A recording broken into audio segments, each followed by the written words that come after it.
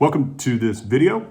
This is a series we put together to help you calibrate and understand how to taste wines blind for the WSET Level 3 wine examination. What we do is go through the wines, we taste them, I taste them, and you will then have a chance to kind of consolidate your notes. Towards the end, I'll have a little bit of a break, and then I'll do a reveal. So I'm going to work through the grid. I'm going to give you my impressions of the wines and how I see them and how I would grade them, and then we'll talk about them. All right, so let's get started. For this wine today, I have a white wine, obviously, that has a clear, medium lemon appearance. All right, and there's no other observations.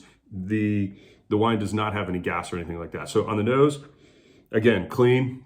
My flavor intensity, my aromatic intensity, I'm going to say is actually ramped up a little bit. This is a medium plus. It has a lot of aromatics jumping out of the glass, and I'm gonna give this a little bit higher score or higher mark on that respect. Please don't forget when you are taking your exam that we definitely have to call development, and development is part of the nose or the aromatic portion, and so we want to make sure that we're putting that in the correct category under nose.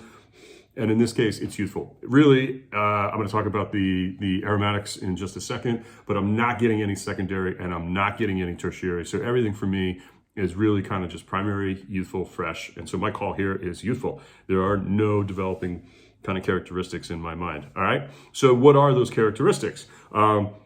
I'm getting a bunch, actually, and as I said, that intensity level is ramped up. So blossom, that's kind of something that jumps out at me. It's a springtime, like an orange blossom kind of quality that is coming out of the glass. In the green fruits category, I'm getting a lot of skin. I'm getting a lot of apple skin, pear skin kind of effect, and citrus. It's definitely got a couple layers of citrus in here. I'm picking up some grapefruit, even some grapefruit skin.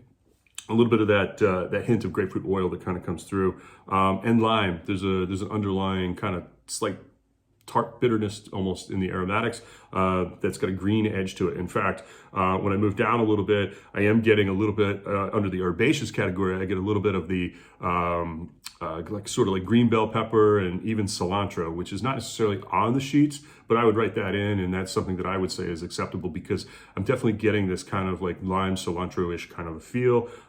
There's also some slightly underripe things like an underripe banana, maybe, and something kind of tropical like lychee, with some little perfume that kind of comes in here. So interesting wine, and a little bit of a minerality, or what we would call wet stone characteristic here. It's kind of that freshness that comes from wet stones after maybe they've been rained on, or if you're near a brook that is kind of bubbling away in the summertime. It's got some cool kind of evaporation coming off of it. You get that sense of stone that comes through. So interesting on the nose, and fairly complex. There's a lot going on there. Everything though is kind of in check. It's restrained a little bit, but it's definitely there, and pops out on the nose. So on the palate, moving ahead, that's the best part of the video. Oh, this one's dry. My mouth just almost immediately kind of just dries out. So no residual sugar here, and this kind of contributes. Well, there's a lot of acid here, so I'm going to call at least medium plus. I don't know if I'm quite going to high, but definitely up in the higher end of the acid scale. The fruit flavors though, and everything kind of mutes a little bit and kind of falls away sort of quickly, but kind of working down the scale. Alcohol, medium. I get a little bit of sensation of alcohol here, but it's not something that's overwhelming me. I don't think this is a wine that came from super red grapes or maybe a warm area. That high acid kind of lends itself to an area that probably is relatively cool, maintains that acidity level. Body, the acid sort of carries everything away, doesn't really have any residual sugar, so just medium for me, I think, is how I'm going to call this. Flavor intensity kind of ramps down from the nose. The nose has got a lot, but on the palate, it's kind of held in check. So just medium maybe. Here is where I'm going to call. I don't really want to give it anything higher than that. I think it's not definitely falling away. So my flavor intensity is right down the middle. My finish is also kind of right down the middle. It's not something that's lingering. Those aromatics kind of go away on the palate, and it's sort of watered downish. So just medium on the finish, I think, is good, because the flavors do linger, but they're not they're not persistent enough for me to give it anything else. So when I get to the next part where I'm going to call my quality conclusion, I think fairly well balanced wine. There's a lot of acid here, although on the balance side, I don't think the fruit kind of fulfills its its promise that it delivers kind of in the aromatic. So on the palate, like I said, things sort of mute out a little bit. So I'm not sure I can give it a full check for balance.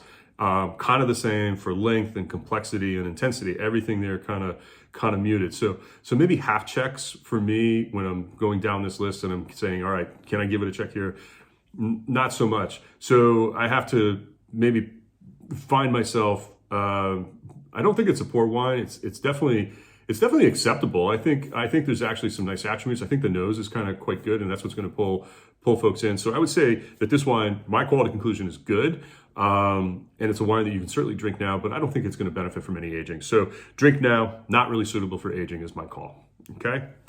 Hopefully you got all that, and let's take a break for a second. You can kind of consolidate and check through your notes, see if you can kind of figure out maybe what this wine is and even perhaps where it comes from, and we'll check back in just a second. All right.